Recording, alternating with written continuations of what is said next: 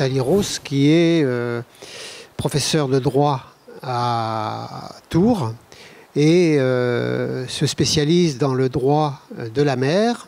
Elle est d'ailleurs, je crois, secrétaire générale et vice-présidente de l'Association internationale du droit de la mer. Il y a relativement peu de spécialistes de ce sujet en France. Et c'est un sujet très important parce que, évidemment, aujourd'hui, si vous regardez un petit peu l'actualité, pratiquement toutes les semaines, ou si ce n'est pas tous les jours, il y a une grande conférence internationale sur la gestion des océans, sur le droit de la mer, sur la haute mer. Donc, ça bouge beaucoup. Et ce n'est pas toujours dans un sens favorable aux pêcheurs.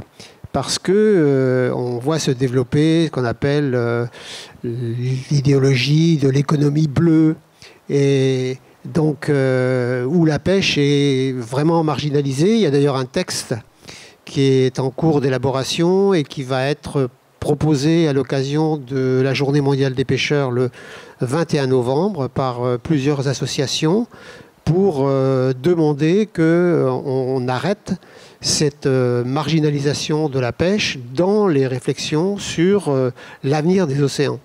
Parce que c'est vraiment un sujet fondamental. Et donc, nous remercions beaucoup de Nathalie d'être venue parmi nous et de nous présenter un peu sa vision des choses, qui est une vision internationale, justement, mais qui a des implications locales, et chacun le sait s'il suit un petit peu l'actualité. Donc, je passe la parole à Nathalie pour à peu près une demi-heure, et puis après, on aura une demi-heure aussi pour en discuter et lui poser des questions. Donc bonjour, comme Alain vient de le dire, moi je suis juriste, je suis professeur de droit international, et donc mon angle d'analyse va être celui du droit international de la mer, mais je suis certaine que ça va recouper des choses que vous connaissez et d'autres angles d'analyse. Donc je vais vous parler de la privatisation des mers et plus particulièrement de ses enjeux pour la pêche. La privatisation, c'est une appropriation qui, à l'origine, est publique ou privée d'un espace qui a longtemps été considéré comme insusceptible d'une vraie emprise matérielle. Donc, en ce sens, la privatisation figure un des plus anciens mythes en lien avec la mer et en lien avec le droit de la mer. Alors, dès l'Antiquité, en fait, le lien avec la pêche apparaît manifeste, en particulier sous l'Empire romain. On connaît tous l'expression mare liberum qui renvoie plutôt à une forme d'hégémonie politique, mais ça n'exclut pas des formes d'appropriation privative en matière halieutique, par exemple sous la forme de pêcherie fixe ou de réserve de pêche. Et ça, ce sont autant de techniques qui ont perduré au Moyen-Âge, mais même au-delà.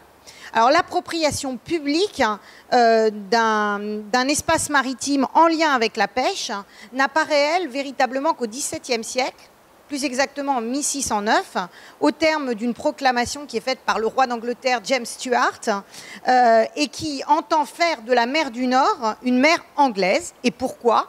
Eh bien, pour y asseoir les droits exclusifs des pêcheurs nationaux et exclure par là même les étrangers, en l'occurrence les Néerlandais, de la pêche au hareng. Alors le principe de la liberté des mers va néanmoins s'imposer parce qu'à l'époque, il était le mieux à même de favoriser les ambitions hégémoniques et les ambitions commerciales des puissances européennes.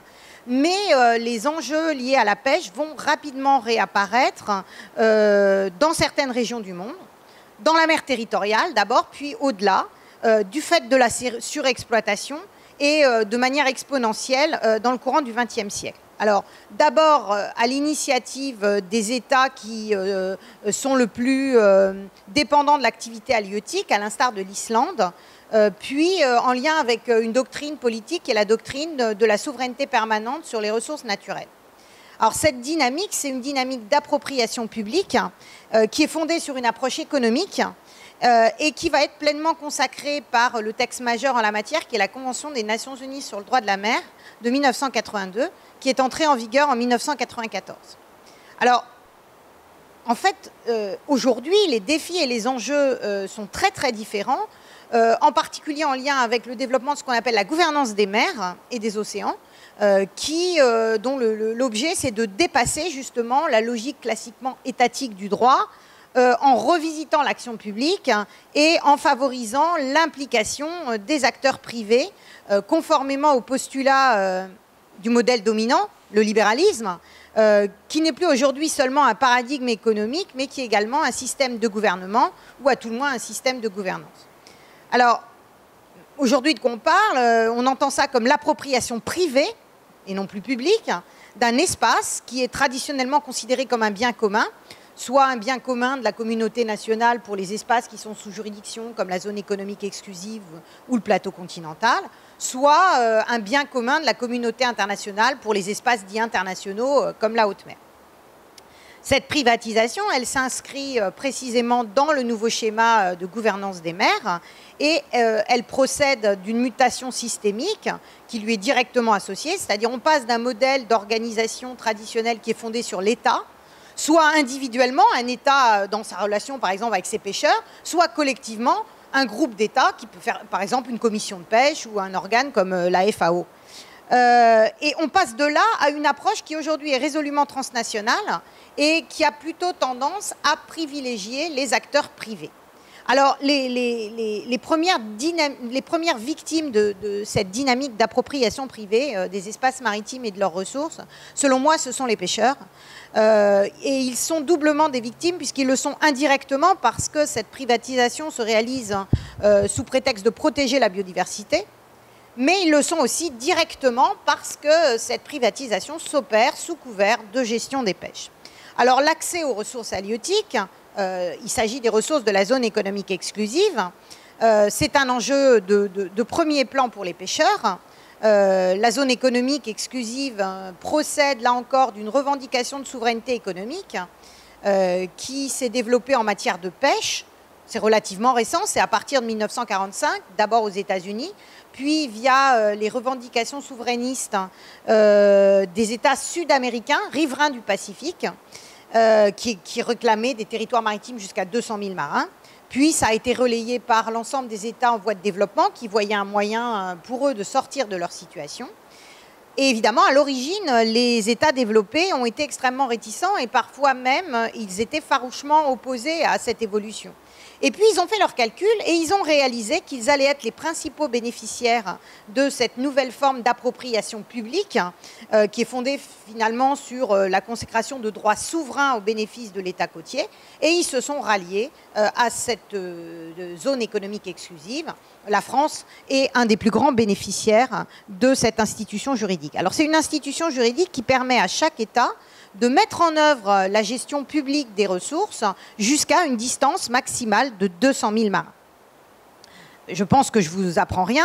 L'État possède bien sûr d'autres compétences, d'autres juridictions dans cette zone, notamment en matière d'environnement marin ou d'énergie marine renouvelable. Mais la pêche, c'est le principal enjeu de la zone économique exclusive, puisque l'État détient ce qu'on appelle des droits souverains d'exploration et d'exploitation, de conservation et de gestion des ressources naturelles de cette zone. Alors, en fait, ça se matérialise comment? Ça permet à l'État côtier de contrôler la pêche par l'exercice de ce qu'on appelle une juridiction exclusive. Il n'y a que lui qui peut réglementer la pêche dans cette zone, soit en termes de conservation, soit en termes d'exploitation. Je pense que vous savez mieux que moi, sans doute, comment ça se passe. L'État fixe le volume admissible des captures, puis ensuite, il détermine quelle est sa propre capacité d'exploitation des ressources.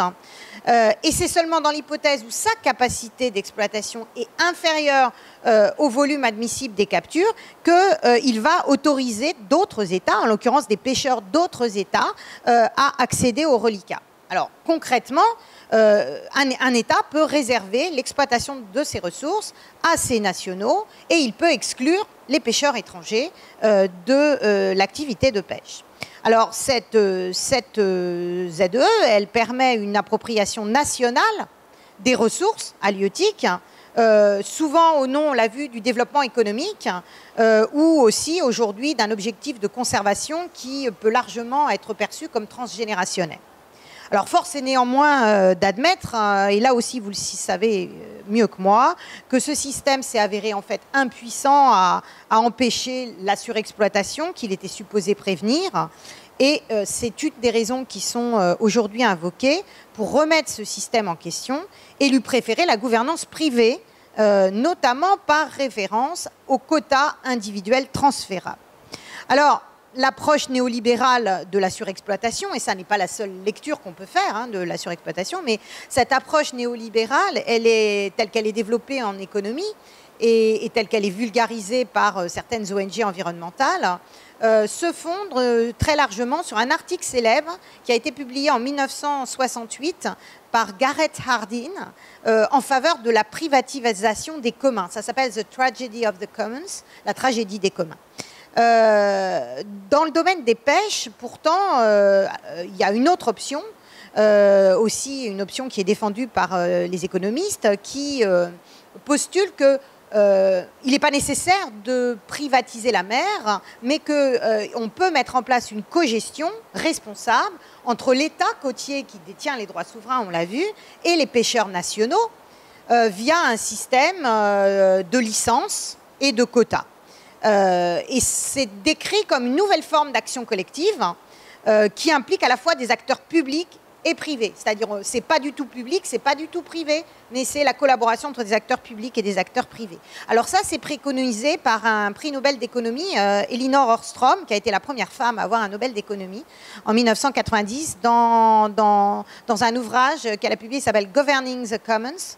Et très généralement, le titre de son ouvrage en français est traduit par référence à la gouvernance, dont je vous parlais tout à l'heure, la gouvernance des communs.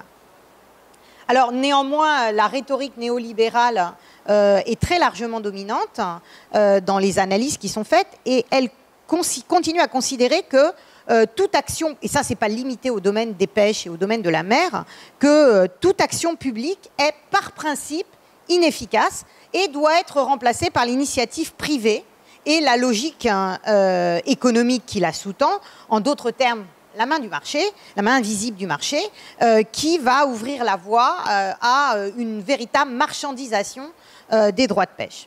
Alors, ça part d'un concept que vous connaissez, qui sont les quotas. Les quotas, ils servent traditionnellement à la répartition des droits de pêche, mais la répartition des droits de pêche telle qu'elle est opérée par l'État côtier. Donc, en ce sens, les quotas peuvent être considérés comme un avatar de l'appropriation publique. Et de ce fait, dans la conception traditionnelle que l'on s'en fait, il ne saurait être transférable, ou tout au moins pas selon une logique qui serait purement économique, et parce qu'on considère que dans le sens originel, les quotas ne doivent pas constituer, et c'est directement, un droit de propriété sur le poisson. Alors l'instauration qui est proposée par les néolibéraux de quotas individuels transférables, ce qu'on appelle les QIT, ça implique une logique de privatisation marchande. Ça participe d'une toute autre philosophie, puisque en fait ces QIT vont aboutir à une appropriation privée de la ressource, puisque c'est un système, un marché de vente des quotas avec une logique qui n'est pas contrôlée, qui est la logique économique. Alors là où ce système existe, notamment aux États-Unis et dans certains pays d'Europe, l'expérience montre que sans correctif, et je dirais même avec des correctifs, la loi du marché, elle conduit inévitablement à l'exclusion des petits pêcheurs artisanaux, donc de la pêche locale, au bénéfice exclusif de ceux qui ont la capacité financière, c'est-à-dire la grande pêche industrielle, qui souvent, dans bon nombre d'États, est aux mains d'intérêts étrangers. Les pêcheurs nationaux peuvent donc se trouver avec ce système privés du droit qui était historiquement le leur et par essence le leur, de pêcher les ressources qui se trouvent situées dans les zones qui sont placées sous la juridiction de leur État. Et donc on voit que c'est la négation de ce qu'on avait cherché à faire un peu auparavant. Alors, il n'est pas certain, en tout cas de mon point de vue, que cette concentration capitalistique des droits de pêche serait par nature enrayerait la surexploitation des stocks. Mais en tout cas, ce qui est sûr, c'est qu'elle aurait un impact socio-économique terrible. Et dans des pays comme l'Islande, où ça a été mis en place, ça a été constaté. Donc un impact socio-économique dont la portée ne doit pas être sous-estimée. Et c'est pas de la fiction, parce que ça, c'était ce qui était proposé pour devenir le système de gestion obligatoire au terme de la nouvelle politique commune de la pêche, telle qu'elle a été instaurée par le dernier règlement européen qui date de 2013. Et fort heureusement, ça n'a pas été mis en place. Ce système qui était prôné par notamment les ONG environnementales n'a pas été mis en place parce qu'il y a eu une réaction du monde de la pêche. Donc je pense qu'il faut se réjouir que ce système ne soit pas devenu le système obligatoire. C'est un système optionnel, on peut le faire, mais ça n'est pas une obligation. C'est ce qui était visé au départ. Alors d'autant que, on pourrait en discuter, c'est un peu juridique, mais c'est très certainement l'équité contraire aux droits de l'Union européenne, à un article du traité qui est l'article 345. Mais le processus que je suis en train de vous décrire ne se limite pas à cette privatisation de l'accès aux ressources. Il va plus loin parce qu'il conduit à privatiser des espaces publics en limitant l'accès aux champs de pêche. Alors la justification, vous allez le voir, elle est aussi d'ordre économique, puisqu'elle s'inscrit dans la logique de ce qu'on appelle la croissance bleue. Alors la croissance bleue, elle est intimement liée à l'économie bleue. Elle est développée à l'origine dans le cadre de la politique maritime intégrée de l'Union européenne. Originairement, c'est donc une stratégie de l'Union européenne, même si ce concept, et vous savez qu'il est décliné en France sur les différentes façades, et il est décliné par de nombreux États, y compris des États qui ne sont pas membres de l'Union européenne, donc c'est devenu un concept qui est reconnu au niveau mondial et qui fait partie notamment du système de l'ONU. Alors, la multiplicité des usages de la mer, c'est un des postulats de la croissance bleue qui entend ainsi promouvoir la diversification du secteur maritime au-delà des seules activités qui sont liées à la navigation. Et donc, on se propose de développer ce qu'on appelle les industries bleues. Alors, ces industries bleues, les nouvelles industries de la mer, comme on les appelle, eh bien, elles font partie de secteurs économiques qui sont considérés comme porteurs et qui sont essentiellement des activités fixes. L'offshore, les énergies marines renouvelables, l'aquaculture, les biotechnologies marines.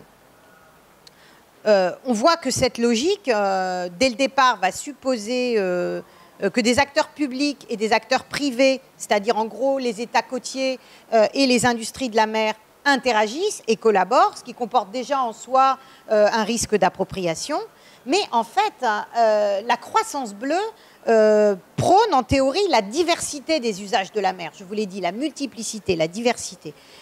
Et néanmoins, on va le voir, ça reste théorique parce qu'il en résulte finalement une relation qui va devenir différente à l'espace maritime et qui va être incarnée par la concurrence pour l'espace maritime, concurrence entre ces activités elles-mêmes et aussi avec les usages traditionnels de la mer qui sont fondés sur la mobilité et non pas sur l'emprise.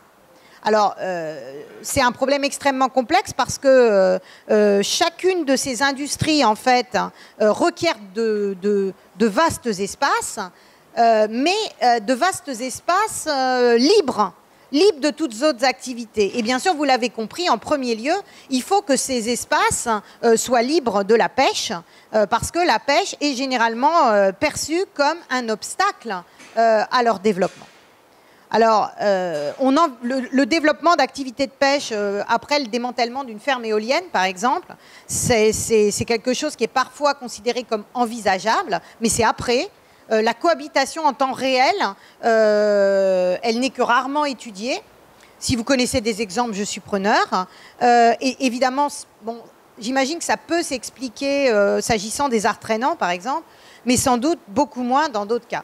Alors les pêcheurs, concrètement, ils vont se trouver frappés d'exclusion spatiale via un concept qu'on appelle la planification spatiale marine, ou la planification de l'espace marin. Alors cette planification, elle tend à s'imposer un peu partout, comme un instrument de gestion spatiale. L'idée, c'est que ça va permettre de réduire les conflits et de garantir la sécurité juridique qui est nécessaire aux investissements des industries bleues. Alors, en d'autres termes, l'accès à l'espace maritime va cesser d'être libre Et la planification spatiale marine va devenir le cadre obligé dans lequel vont s'inscrire toutes les activités en mer, y compris la pêche. Il va y avoir des concessions qui vont être données aux acteurs privés. Ça fait partie intégrante de cette logique. Ça permet concrètement à ces opérateurs privés, des industries bleues, qui souvent sont étrangers d'ailleurs, de bénéficier de garanties juridiques qui sont inhérentes à ce système. En fait, comment ça se passe? L'État va donner des concessions à ces opérateurs. Ces concessions donnent un droit exclusif à l'opérateur sur un espace maritime donné. Le problème, c'est que pour ce type d'industrie, il faut de très vastes espaces, ce n'est pas des petites concessions, donc de très vastes espaces, de très vastes parties de l'espace maritime national, et souvent des espaces qui sont situés évidemment très loin, au large des côtes. Alors, sur le plan juridique, c'est conforme au droit, c'est conforme à l'exercice qu'un État a le droit de faire via ses droits souverains dans ses espaces maritimes. Mais alors, ce sont des pratiques, vous l'avez compris, qui sont fondées sur des partenariats publics-privés, partenariats publics entre l'État et privés entre les industries maritimes, mais ce sont des partenariats d'un genre tout à fait particulier. Et ce qu'on constate, c'est qu'en général, même dans des pays comme le nôtre, les États ne sont pas toujours suffisamment attentifs lorsqu'ils donnent ces concessions aux intérêts de la communauté nationale. Je pourrais vous en dire plus à propos de l'offshore tout à l'heure si vous voulez. À la fois sur le plan des retombées économiques, mais aussi sur le plan de la protection de l'environnement. Alors, concrètement, la première conséquence de ces concessions, c'est nécessairement l'exclusion de tous autres usages et usagers. Si on donne une concession à une entreprise pétrolière, on exclut tous les autres usages et tous les autres usagers. Donc, de facto, ça revient à une appropriation privée d'un espace public. Il n'en est pas propriétaire, mais c'est seulement lui qui en a la jouissance. Et ça, ce sont des choses qui existent déjà.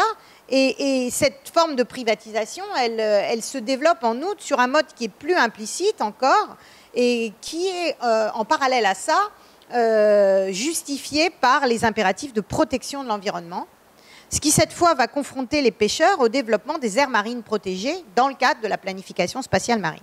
Alors, c'est une tendance qui est relativement récente, dans laquelle l'engagement des États est soutenu, encouragé et en réalité, je dirais, souvent même initié par des acteurs privés à nouveau, et en premier lieu par les ONG environnementales. Alors, quand on dit ça, il est à mon avis, essentiel d'être conscient des collusions qui existent entre certaines des plus puissantes de ces ONG et les lobbies industriels, via le système de financement, via les charitable trusts et les fondations, donc les trusts caritatifs et les fondations qui financent ces ONG. Alors évidemment, il s'agit d'ONG de tradition comme d'origine nord-américaine ou anglo-saxonne, ce ne sont pas les ONG à la française. Vous les connaissez tous, hein, ce sont ces grandes ONG qui s'autoproclament représentatives de la société civile et de l'opinion publique, sachant qu'on va le voir, 9 fois sur 10, ils manipulent la société civile via les nouveaux moyens de communication. C'est assez facile à faire quand on a des fonds à mettre dans ce type d'action. Alors, leur dépendance financière, elle est bien connue. C'est une dépendance financière vis-à-vis du secteur pétrolier et gazier, et aussi des industries de la nouvelle technologie qui reposent sur les terres rares. En plus, bon nombre des dirigeants de ces ONG, dans les boards au plus haut niveau, sont généralement issus, sont aussi des gens du monde industriel. Alors, tout ça, sont des choses connues, c'est une réalité manifeste, mais là où ça devient intéressant, c'est que on constate que ce sont ces ONG précisément qui plaident en faveur d'aires marines protégées et d'une catégorie bien particulière d'aires marines protégées. Ce n'est pas ce qu'on fait traditionnellement en France. Ce sont des grandes AMP, enfin alors AMP pour aires marines protégées, qui interdisent toutes activités de pêche. Alors en fait, c'est un faux ami parce qu'on appelle ces aires marines protégées des AMP no tech. En anglais, ça veut juste dire qu'on ne doit pas préempter des choses dans cette zone. Mais ça, c'est compris comme ne visant que la pêche, alors que les autres usages de la mer, qui peuvent être des usages de préemption, ne sont généralement pas visés. Ils sont même parfois promu au nom de la blue economy dont je parlais tout à l'heure, voire même expressément permis, on le verra, on interdit la pêche parce que c'est nuisible pour l'environnement, mais on autorise l'exploitation pétrolière et minière dans des aires marines protégées. Alors, on le voit prospectivement, la dynamique de privatisation, elle peut aller encore plus loin et elle peut se développer sous prétexte de protéger la biodiversité. C'est le gros argument aujourd'hui. Protéger la biodiversité, d'abord dans les zones sous juridiction nationale, en particulier via la création de ce qu'on appelle les grandes AMP. Et elles existent déjà sous cette forme de millions de kilomètres carrés dans le Pacifique et l'océan Indien. Alors, il s'agit là d'une dynamique relativement récente de multiplication, mais aussi d'extension des superficies des AMP, en particulier ces AMP qu'on appelle no-tech, dont je vous ai parlé à l'instant. Et c'est particulièrement frappant dans 2 régions du monde qui sont particulièrement stratégiques, tant sur le plan économique que sur le plan géopolitique, donc le Pacifique et l'océan Indien. Alors, quel est le sens de ce mouvement? Ça permet aux États de respecter assez facilement des engagements politiques qu'ils ont pris, de placer sous protection un pourcentage donné de l'océan. Donc ça permet à ces États de paraître vertueux en matière de protection de l'environnement et de la biodiversité, mais par la même occasion, tout en paraissant vertueux, ça leur permet d'atteindre d'autres objectifs qui sans doute sont beaucoup moins avouables. Alors, ce qui est frappant, c'est que dans tous les cas, l'initiative est venue d'eux ou a été soutenue par des acteurs privés, donc cette initiative-là, et que la création de ces très grandes AMP, elle peut aussi être considérée, comme tout à l'heure, comme une sorte de partenariat public-privé, même si on va voir qu'il faut distinguer en fait 2 cas, pour simplifier. Le cas des aires marines protégées qui sont créées dans la zone économique exclusive d'États côtiers développés, États-Unis, Royaume-Uni, donc des États, ou France, des États qui sont aussi des puissances maritimes. Et puis le cas des aires marines protégées qui sont créées dans la zone économique exclusive de petits États insulaires en développement dans le Pacifique ou l'océan Indien. Alors dans la première hypothèse, les puissances maritimes, l'AMP apparaît pouvoir résulter d'une coalition d'intérêts gagnant-gagnant, quoi. En ce sens que le lobbying environnemental des ONG va converger avec les impératifs géopolitiques de l'État côtier. D'une manière générale, ces proclamations d'aires marines protégées dans le Pacifique, par exemple, c'est un bon moyen pour les États-Unis d'affirmer leur présence et le contrôle d'une région face aux Chinois, face aux Russes. Donc il y a un intérêt géostratégique très fort. Ça peut être intéressant pour la France, par exemple, pour manifester sa présence dans ces territoires du Pacifique. Dans le cas des petits États insulaires en développement, évidemment, c'est totalement différent, parce que là, le rapport de force est totalement différent. Ces États n'ont pas, vous allez le voir, la capacité à s'opposer. Et la création des AMP sert d'autres types d'intérêts. Alors, je ne dis pas que certains ne sont pas d'ordre environnemental, hein, bien sûr, mais d'autres majeurs sont de nature économique et géopolitique. Alors, il y a un cas qui est particulièrement emblématique de ça, qui est le cas des Chagos, qui se situe vraiment à mi-chemin de ces 2 approches et qui a, sans contexte, constitué un électrochoc, en tout cas pour moi notamment, je pense pour d'autres aussi, parce que ce cas a révélé à l'opinion publique mondiale le cynisme et les dangers en même temps qui sont inhérents à ces formes de partenariat public-privé qui instrumentalisent la protection de la biodiversité marine et manipulent la société civile pour obtenir finalement toute autre chose.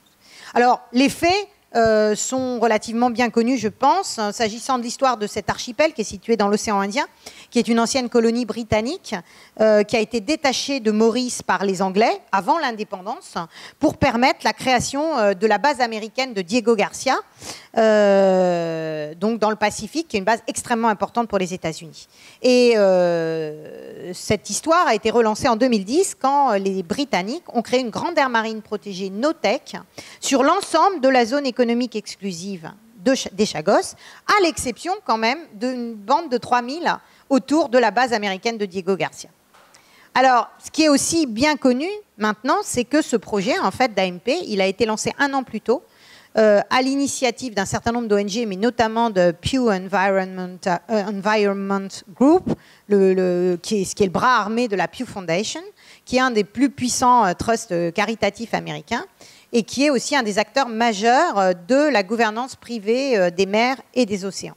Alors, c'est un cas très intéressant parce qu'il révèle une vraie coalition d'intérêts et une forme tout à fait spécifique de partenariat public-privé.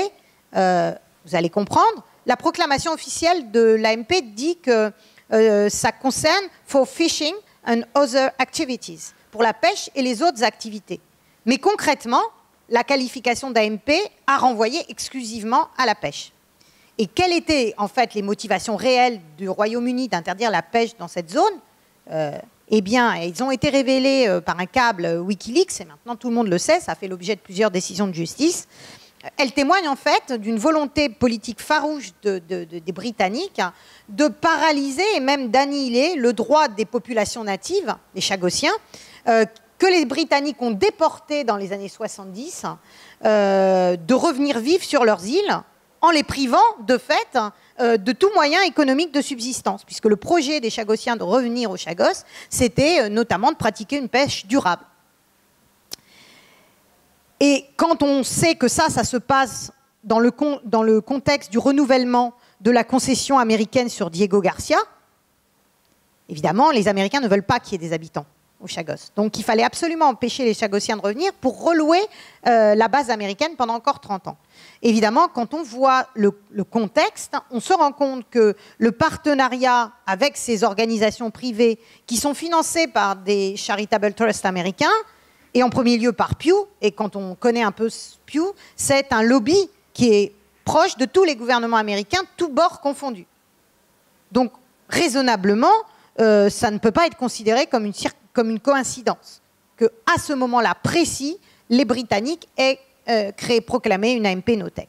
Alors évidemment, je ne dis pas que la protection de la biodiversité n'est pas une cause légitime, elle l'est, mais à mon sens, ça ne saurait se faire au détriment des êtres humains, a fortiori dans un cas aussi révoltant que celui des Chagossiens, dont depuis, le droit au retour des Chagossiens a été confirmé par la Cour internationale de justice, qui est la plus haute instance judiciaire au monde. Alors la gestion des grandes AMP, dont je viens de vous décrire les motivations qui sont souvent sous-jacentes à leur création, cette gestion s'opère en outre selon un modèle nouveau, qui est le modèle de la gouvernance environnementale privée. Alors ça n'existe pas qu'en mer, mais là c'est une application en mer. Alors c'est en particulier vrai dans les zones économiques exclusives de ces petits États insulaires en développement. Alors paradoxalement, c'est ça qui est vraiment triste, c'est qu'au départ, c'est le triomphe du nationalisme côtier, c'est-à-dire le fait que les États ont acquis des droits souverains plus loin sur la mer, sur des espaces maritimes qui sont immenses. C'est ce fait-là qui, par une sorte d'effet boomerang, entraîne la situation qu'on connaît aujourd'hui, où ces mêmes États vont se trouver dépouillés de leurs droits par des intérêts privés. Alors, en effet, quand on a des zones économiques exclusives de 200 000 en projection radiale autour du Nil, par exemple, la surveillance et le contrôle effectif de ces très vastes espaces est pratiquement impossible, tout au moins via les moyens traditionnels comme ceux de la marine. Alors, ça pose évidemment la question de la surveillance par satellite et des risques qu'il peut y avoir à surveiller des espaces par satellite. Même les grandes puissances, les États-Unis, la France, le Royaume-Uni, rencontrent des difficultés en la matière. C'est-à-dire, même nous, on est incapables de surveiller notre zone économique exclusive. Alors vous imaginez, les petits États insulaires en développement, ils sont absolument démunis et dépourvus de tout moyen face à tous les fléaux contemporains, et notamment si on parle de la pêche illicite, les gens qui viennent et qui pillent leurs ressources. Alors, partant de là, il y a plusieurs propositions de gestion. Il y a notamment des options de gestion qui prennent la forme d'un partenariat public, c'est-à-dire c'est deux États entre eux. Donc c'est le cas par exemple dans le Pacifique de ce qu'on appelle Micronesia Challenge, ou ce qu'on appelle toujours dans le Pacifique Compacts, c'est des accords Compacts of Free Association, c'est des accords de libre association. Alors comment ça se passe ? les États-Unis, des petits États du Pacifique. D'un côté, les Américains vont créer un fonds fiduciaire pour compenser la perte de tous les revenus qui sont liés à la pêche, les permis, le port, les conserveries, tout ça. Et puis de l'autre, en échange, ce petit État, pour bénéficier du fonds fiduciaire, en échange de la transformation de sa zone économique exclusive en AMP, par exemple, eh bien, ce petit État, il va accepter que les États-Unis exercent, il va donner une délégation de pouvoir aux États-Unis pour qu'ils défendent et qu'ils surveillent sa zone économique exclusive. Ça veut dire que c'est des petits États qui se trouvent dépouillés par un autre État de l'exercice de leurs droits souverains. Mais ça, c'est un cas qui est relativement rare, et à part les deux exemples que je viens de vous donner, il n'y en a pas d'autres. Dans la majeure partie des cas, cette situation facilite l'entrisme des ONG et la logique de privatisation qu'elles incarnent, puisqu'en fait, de plus en plus d'aires marines protégées sont gérées par des intérêts privés via des fonds fiduciaires, et ils sont parfois même soumis à une surveillance satellitaire privée. Là encore, c'est Pew qui a un programme qui s'appelle Eyes on the Seas et qui fait ce que font normalement les marines d'État. Alors évidemment, ça soulève des problèmes extrêmement réels et non moins dangereux que l'espionnage d'État. Alors l'idée, cette gestion privée est présentée comme étant plus performante. Et c'est ce qui justifie, donc, en termes de gestion, qu'on crée un trust fund, comme je l'ai dit, ce qui est un exemple manifeste de gouvernance privée, parce que finalement, ça confine à une forme de privatisation, a fortiori dans une hypothèse qu'on rencontre aussi, qui est celle de la financiarisation des services écosystémiques fournis par l'aire marine protégée. C'est-à-dire que l'ONG va recevoir des fonds publics, mais aussi des fonds privés, qu'elle va placer en bourse pour avoir des revenus qui vont permettre de compenser la fin des activités de pêche. Évidemment, quand on est pêcheur. Et en plus, ils vont en fait vendre sur les marchés financiers le service écosystémique qui est rendu par l'aire marine protégée. Alors c'est un peu ce que les économies vertes, les économies bleues, et puis vous savez cette idée, je pollue d'un côté, mais de l'autre côté, je suis vertueux. Et tout ça va être coté en bourse sur les marchés financiers. Alors, dans le même esprit, certains de ces financements peuvent constituer ce qu'on appelle un debt swap, c'est-à-dire un échange de dettes. C'est-à-dire qu'en contrepartie d'un rachat de dettes, un État va être obligé de transformer sa zone économique exclusive en AMP et de la confier en gestion à une organisation non gouvernementale. Alors ça, c'est l'exemple des Seychelles. Alors c'est un cas qui fait figure de cas d'école. À mon avis, il est tout à fait emblématique de cette dynamique contemporaine qui s'adosse, vous le voyez, toujours à des formes particulières de partenariat public-privé. Ici, l'objectif, c'est d'obtenir d'un État côtier qui a des dettes la transformation de toute, alors dans ce cas-là, la transformation de tout ou partie de sa zone économique exclusive en aire marine protégée NOTEC et de donner la gestion de cette aire marine protégée à une ONP, à une ONG environnementale qui est évidemment contrôlée financièrement par les industriels, par les opérateurs privés. Alors pourquoi l'exemple des Seychelles est si intéressant? Parce que la création de l'AMP est donc la contrepartie d'un debt swap, d'un rachat de dette, qui a été opéré par une ONG environnementale qui s'appelle The Nature Conservancy, qui a racheté, donc qui a reçu des financements pour racheter la dette des Seychelles à des États, la France, l'Italie, l'Allemagne, et tout ça s'est fait parallèlement à une financiarisation donc, des services écosystémiques qui vont résulter des aires marines protégées. Et on a investi donc, les capitaux du fonds fiduciaire qui a été constitué pour gérer les AMP sur les marchés financiers. Donc là, c'est le summum. C'est-à-dire qu'on a une appropriation privée d'une partie du domaine public séchellois. Les pêcheurs séchellois ne peuvent plus pêcher dans une partie de la ZEE. C'est pour ça qu'on a fait des accords avec l'Union européenne pour qu'ils aillent pêcher dans les eaux de la Réunion. Donc, une appropriation privée d'une partie du domaine public de cet État en échange du rachat de la dette. Mais ceux qui ont racheté la dette ont reçu des capitaux pour le faire. Et c'est une vraie capitalisation qui repose en fait sur la transformation de l'espace maritime en aire marine protégée et qui s'opère, bien sûr, les bénéfices en bourse ne reviennent pas à la population séchelloise. Alors, il y a un autre élément qui fait que les Seychelles font figure d'exemple, c'est parce que, à mon sens, c'est le cas où le cynisme de ces ONG environnementales se manifeste le plus ouvertement. En effet, la création des AMP, NOTEC, elle est justifiée par l'ONG au nom de la protection de la biodiversité et de la lutte contre le changement climatique. Très bien. Bon. Je reste dubitatif de penser que la pêche interdire la pêche soit le seul moyen de lutter et le meilleur. Mais bon. Tout ça s'inscrit dans un cadre de planification spatiale marine, comme je vous l'ai expliqué tout à l'heure. Donc ça veut dire qu'on envisage quand même qu'il va y avoir des usages. Et cette ONG, qui est très connue pour ses liens avec le monde industriel, eh bien, elle a autorisé, dans l'aire marine protégée NOTEC, l'exploitation pétrolière et minière. Donc là, la boucle est bouclée. Surtout quand on sait qui sont les financeurs derrière le secteur pétrolier et le secteur de la haute technologie qui utilisent les terres rares, c'est-à-dire les ordinateurs et toutes ces choses. Donc ce qui se passe actuellement dans les zones sous juridiction permet en tout état de cause de comprendre le futur et les enjeux actuels en haute mer. En particulier en lien avec ce qu'on appelle les AMP de haute mer. Alors, il faut savoir qu'en l'état actuel du droit, il y a seulement dans 2 régions du monde où, par exception, on peut faire des aires marines protégées en haute mer. C'est en Méditerranée et dans l'Antarctique. Dans le premier cas, il y en a une, et dans le deuxième cas, il y en a 2. Donc on voit que le succès de ces aires marines protégées en haute mer, quand c'est permis, est extrêmement limité. Ce qui en fait reflète, moi j'ai beaucoup travaillé sur la Méditerranée notamment, ce qui reflète parfaitement le manque de volonté politique des États et même l'opposition farouche de certains, on pourra en reparler tout à l'heure, dès lors qu'il s'agit de faire autre chose que de parler et autre chose que de faire des annonces de communication, mais vraiment de prendre des vrais engagements avec tout ce que ça comporte.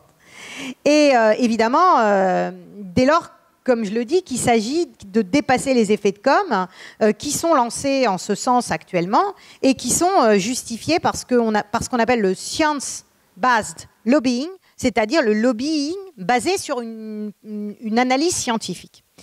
Alors, pour bien comprendre l'enjeu, la haute mer, c'est un espace international, elle est régie par le principe de liberté. Qu'est-ce que ça veut dire du point de vue juridique? En fait, on peut exercer une compétence en droit de 2 manières, soit sur un territoire, soit en vertu de la nationalité des personnes ou des embarcations, des engins. Alors en fait, la liberté de la haute mer, ça veut juste dire qu'il n'y a pas de compétence territoriale possible, mais ça ne veut pas dire qu'il n'y a pas de compétence personnelle. En fait, normalement, la juridicité de la haute mer, elle repose sur la compétence personnelle, puisque aucune activité en haute mer ne peut se faire sans vecteur, c'est-à-dire navire ou plateforme, et que s'applique en principe aux navires et aux plateformes la loi du pavillon. Alors, c'est un système que les États ont eux-mêmes détourné en déresponsabilisant l'octroi de la nationalité via quelque chose que vous connaissez, qui sont les pavillons de complaisance. Alors, les ONG environnementales ont au contraire présenté la haute mer comme une zone de non-droit. En fait, l'objet de la démarche, c'est de les assimiler au commun pour essayer d'y transposer le scénario qui est décrit par Gareth Hardin, dont je vous ai parlé tout à l'heure, dans The Tragedy of the Commons, et donc demander la révision de son régime juridique. Alors, concrètement, la haute mer, elle est par essence insusceptible d'appropriation publique. Aucun État ne peut se l'approprier, mais je pense que ça serait encore plus contraire à sa nature qu'elle puisse faire l'objet d'une privatisation, comme le préconise cette théorie.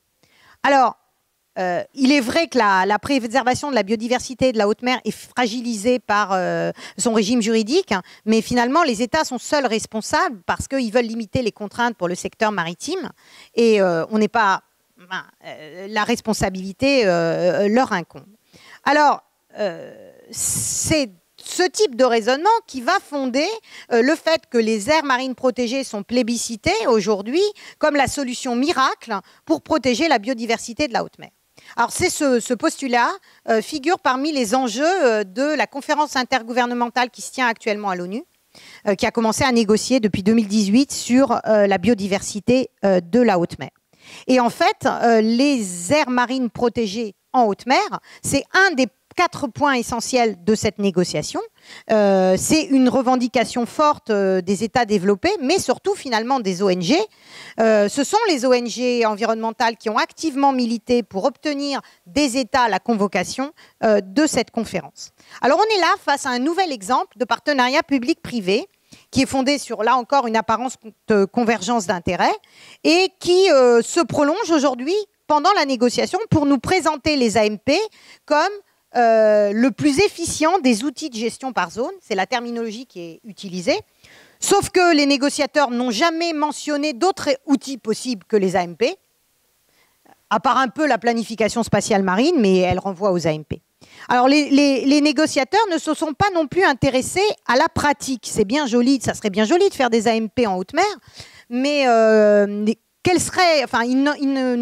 ne s'intéressent pas aux difficultés inhérentes à la mise en œuvre de ces aires dans des espaces immenses, situés très loin des côtes, qui sont sous aucune juridiction publique. Et évidemment, compte tenu de la très forte implication des acteurs privés et de ce qu'on a vu dans les zones sous juridiction, on comprend que ces aires marines protégées de haute mer vont être certes des instruments de gestion par zone, mais aussi des instruments de privatisation de la haute mer. Alors, pour faire simple, les enjeux aujourd'hui et demain en haute mer, ce sont les mêmes que dans les zones économiques exclusives, c'est-à-dire on nous propose de faire des AMP immenses, no-tech, mais focalisés sur la pêche. On n'envisage pas les autres usages de la mer, qui incluent aussi l'offshore, la bioprospection, etc., et les minerais sous-marins. Et ce qu'on cherche en fait à faire, c'est à permettre des activités offshore et l'exploitation minière de façon sécurisée pour l'opérateur, puisqu'on va confier la gestion de l'aire marine protégée à des acteurs privés, en l'occurrence des ONG environnementales, qui sont financés par ce secteur industriel. Donc, quelque part, l'opérateur, il intervient parmi les gestionnaires, et donc son intervention en haute mer, qui est une zone de liberté, est tout à fait sécurisée. Alors, à supposer que la gouvernance privée soit réellement plus efficace, hein, et ça n'est pas mon opinion, je pense qu'il est certainement extrêmement dangereux de systématiser, comme on le fait actuellement, l'appropriation privée des espaces publics et l'exploitation en fait de biens communs au mépris des garanties démocratiques qui sont inhérentes à la gouvernance publique et au mode d'intervention des États. Alors, je considère que si les pêcheurs sont les premières victimes de ces phénomènes de privatisation, à terme, c'est l'ensemble de la communauté internationale, mais aussi les générations futures qui en subiront les conséquences. Et selon moi, c'est autant de raisons pour se mobiliser pendant qu'il en est encore temps. Voilà, je vous remercie et j'attends vos questions dans le peu de temps qui nous reste. Merci. Vous avez parlé de services écosystémiques qui donnent lieu à financiarisation. Et donc, en fait, la question, c'est quel est le cadre juridique de cette financiarisation? Est-ce qu'elle est permise par des conventions? Et même comment on estime ces services? Quel est le mode opératoire d'estimation des services écosystémiques en monnaie Alors, je vais être bien en peine de vous répondre, d'abord parce que je ne suis pas économiste et que, comme je l'ai dit, ma grille d'analyse est celle du droit international, et aussi parce que je suis fermement dubitatif quant à ces services écosystémiques. Combien c'est coté sur le marché, le fait de pouvoir regarder un coucher de soleil dans une île du Pacifique? Ça dépend aussi avec qui on le regarde. C'est très abstrait. Je suis dans l'incapacité. Alors, pour l'instant, il n'y a pas de cadre juridique. Tout au moins pas en droit international. Comme je vous l'ai dit, ça procède des obligations vertes et des obligations qu'on a transformées en obligations bleues, c'est-à-dire le fait de coter sur le marché la préservation d'un espace, de sa beauté, de son caractère pristine, comme disent les anglophones, c'est-à-dire vierge, et souvent en contrepartie, par ailleurs, du fait qu'on commet des dégradations de l'environnement ailleurs. Mais je suis dans l'incapacité de vous répondre parce que ça, c'est de la finance. Je ne suis pas compétente. Et en plus de ce que j'en sais, peut-être Alain en sait plus que moi, de ce que j'en sais, c'est quelque chose qui en est assez balbutiement.